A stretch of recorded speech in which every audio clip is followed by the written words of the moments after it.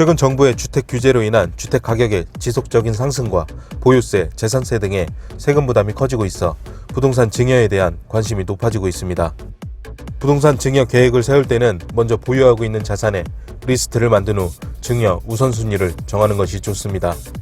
증여의 법적 근거를 따라 정확하게 절차를 진행해 나가고 증여에 따른 세금을 확인하여 최적의 계획을 세우는 과정이 필요합니다. 증여란 자신의 재산을 무상으로 타인에게 주겠다는 의사를 표시하고 상대방이 이를 승낙함으로써 성립이 되는 계약의 일종입니다. 오늘 이 시간에는 최근 주목받고 있는 부동산 사전 증여와 증여세 절세 방법에 대해 알아보겠습니다.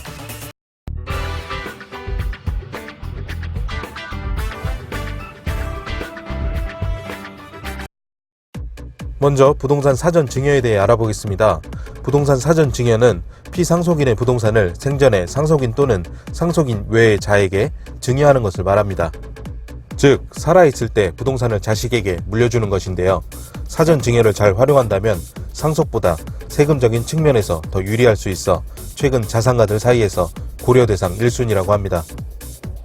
그리고 증여세 공제에 대해 알아보겠습니다.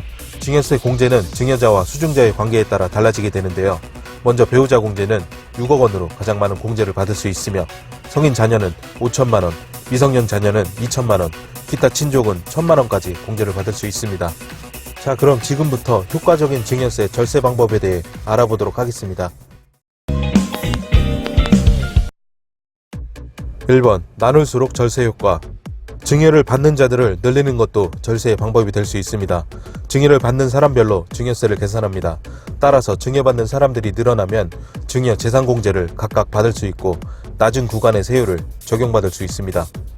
그래서 증여 대상을 배우자와 자녀, 며느리, 사위 등으로 넓히는 것도 방법이 될 수 있습니다. 예를 들어 딸에게 2억 5천만 원을 증여하면 공제금을 제하고도 2억이기 때문에 20%의 과세 구간이 적용되나 딸에게 1억 5천만 원, 사위에게 1억 원으로 나누어 증여하면 공제금을 각각 빼면 10%의 과세 구간이 적용됩니다.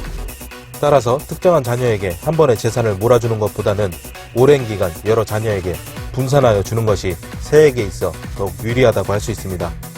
또한 증여 시 가격 상승이 예상되는 자산, 시가와 증여 재산가액의 차이가 큰 자산, 양도 차익이 큰 자산 순서로 증여하는 것이 효과적입니다. 그 외에도 연금이나 임대소득 등 추가적 소득이 기대되는 자산, 일시적으로 평가액이 하락한 자산을 증여하는 것이 효과적인 사전 증여의 대상이 될 수 있습니다.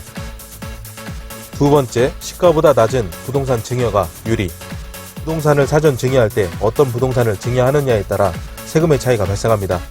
보통 아파트는 시가로 평가되지만 토지나 주택, 상가 등은 공시가격을 기준 삼아 증여가액을 산정합니다.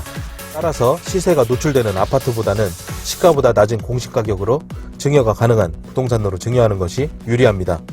또한 증여세는 증여 시점의 가치를 기준으로 과세하기 때문에 향후 시세가 상승할 가능성이 높은 부동산을 증여하는 것이 좋습니다. 세 번째, 증여가액은 선택하여 평가 가능. 증여 자산은 세법상 시가, 감정가액, 공시가액 등의 순서로 평가합니다. 따라서 매매 사례가액이 없는 토지나 일반주택, 상가 건물 등은 공시가액을 적용할 수 있습니다. 일반적으로 시가나 감정가액이 공시가액보다 크기 때문에 절세를 위해 감정을 받아 진행하게 되면 유리할 수 있습니다. 그리고 공시가액이 매년 오르는 것을 고려하여 증여 시기를 공실 이전에 잡으시는 것이 유리합니다. 네 번째, 부담부 증여 활용. 재산 증여 시 전세 보증금이나 주택담보대출과 같은 부채를 포함해 같이 증여하게 되면 채무 부담이 없는 부분은 증여세를 내게 되고 채무 부분은 대가를 받은 것으로 보아 양도소득세가 발생하게 됩니다. 따라서 1세대 1주택을 채무나 전세를 같이 증여하게 되면 증여세가 절세될 수 있습니다. 그리고 부담부 증여 시 해당 채무는 증여를 받은 사람이 반드시 상환하여야 합니다.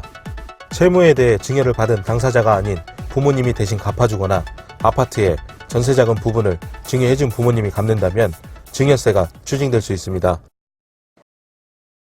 부동산 증여의 문제는 추후 혈연 간의 분쟁을 예방하기 위해서라도 반드시 신중하고 정확하게 진행해 나가셔야만 합니다. 또한 관련 사례와 판례 등을 참고하여 법리적인 대응 체계를 마련하고 확실한 준비 절차를 바탕으로 신속하게 해결해 나가야 합니다. 그러나 이런 과정을 법률 경험이 없는 일반인이 홀로 준비하기에는 많은 어려움이 따를 수밖에 없습니다. 따라서 관련 분야에 대한 지식을 갖춘 변호사에게 증여에 대한 구체적인 자문을 구하시는 것이 가장 현명한 방법이라 할 수 있습니다. 오늘 내용은 여기까지입니다. 유익하게 보셨다면 좋아요, 구독, 알람 설정 부탁드리겠습니다. 더 좋은 내용으로 다시 찾아뵙겠습니다. 감사합니다.